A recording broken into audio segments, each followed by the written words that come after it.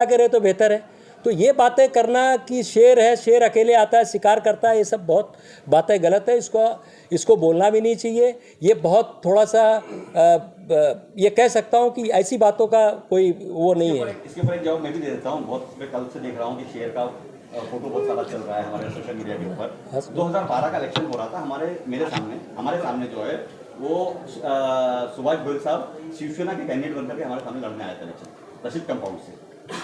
एक रोज की बात है, इलेक्शन से 7-8 रोज पहले की बात है। उन्होंने वहाँ पे स्टेज लगाया, स्टेज के पीछे उन्होंने बहुत बड़ा बैनर लगाया था। उस बैनर के ऊपर उन्होंने किसी का फोटो नहीं लगाया था, सिर्फ एक शेर का फोटो लगाया था, शेर के मुंह का फोटो, और पूरा व्हाइट बैनर था।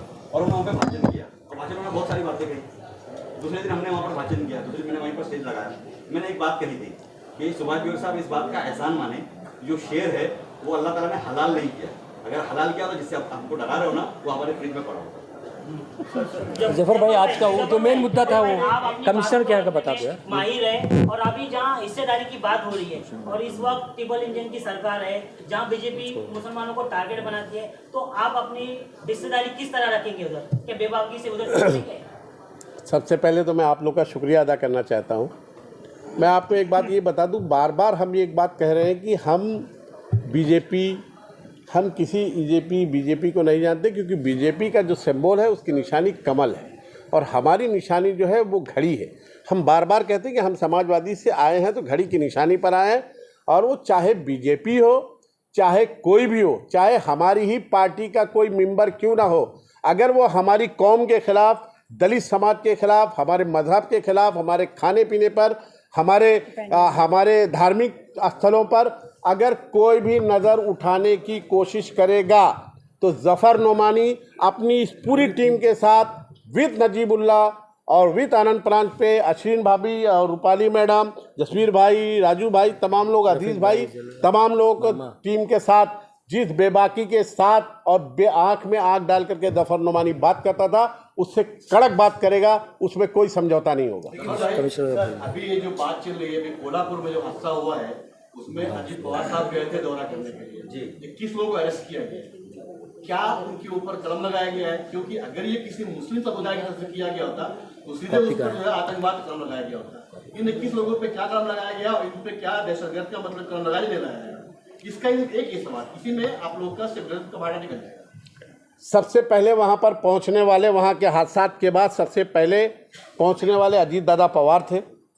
वहाँ पर उन्होंने जिनके ऊपर जुल्म हुआ है उनसे जाकर के उन्होंने व्यक्तिगत मुलाकात की। मस्जिद का जो दरगाह पर मामलात हुए, हमले हुए, उस पर जाकर के उसका विजिट किया। जो लोग फसादियों के ज़रिए, जो लोग समाज के दो लोगों को बांटने का काम करते, नफरत फैलाने का काम कर रहे थे, किसी एक मजहब के लोगों को टारगेट कर रहे थे, उनसे मुलाकात की, उनको मुआवजा दिया, उनको आश्वासन दिलाया। और कल मैं जब नजीब भाई के साथ, आनंद परांजपे के साथ, राजू भाई, नफीस भाई, ये हमारे अश्विन मैडम, रूपाली मैडम और अजीज़ भाई, महफूज शेख मामा, डॉक्टर साहब के साथ में मैंने जो लेटर दिया उसमें विशालगढ़ और हाजी मलंग दरगाह का मैंने खासकर तस्करा किया कि अगर दादा हमारे लोगों के ऊपर जो वहाँ पर केस बना है, और अगर और भी महाराष्ट्र में अगर कभी भी हमारे लोगों को खासकर टारगेट किया जाएगा, मुस्लिम कम्युनिटी के लोगों को, तो दादा उस पर आपको आवाज़ उठानी पड़ेगी, नहीं तो हमको हमारा फैसला लेना पड़ेगा। ये हम बात साफ कह के। सर, जनता के साथ ये जस्टिफिकेशन कैसा होगा? क्योंकि जनता ने एक एनसीपी को वोट दिया। एक टाइम था जब आप खुद ही प्रमोट करते हैं, हॉस्पिटल बन रहा है, टोरेंट नहीं आ रही है, आज आप उसका एकदम ऑपोजिट कर रहे हैं। तो ये जनता ने तो एक जन को वोट देता है, बाद में आपके साथ पॉलिटिकल डिफरेंस हो जाता है, उसके बाद आप पार्टी चेंज कर देते हैं। लेकिन ये जनता ने वोट एक पार्टी को दिया, तो ये जनता के साथ जस्टिफिकेशन कैसा होगा? टोरेंट की बात, पार्टी चेंज किसने किया? अगर पार्टी को चेंज किया, मैं बता रहा हूँ, उसी पार्टी में बोल हाँ नहीं वही है।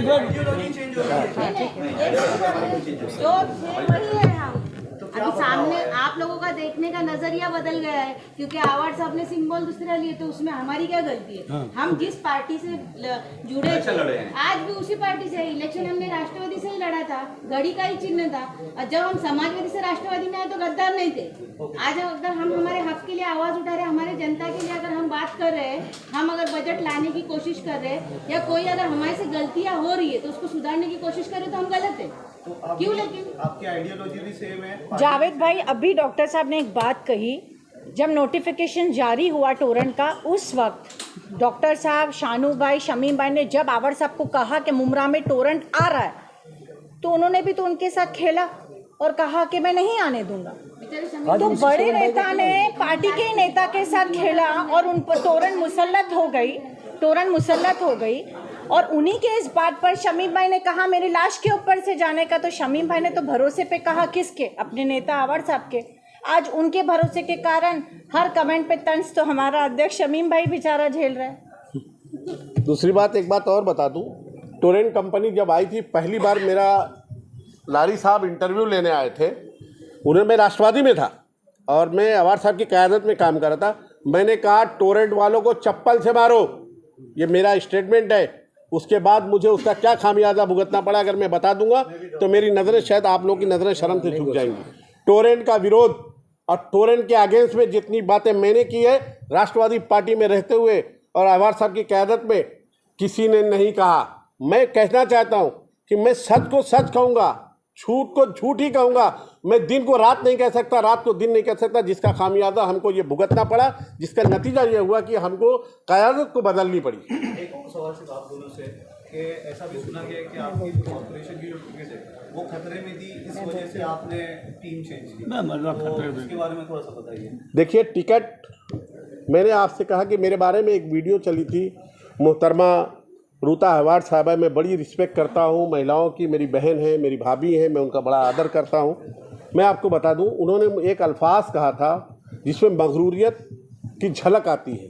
उन्होंने कहा था कि ज़फ़र नोमानी का कैरियर हम बर्बाद कर देंगे। मैंने उस बात को भी दुआ समझ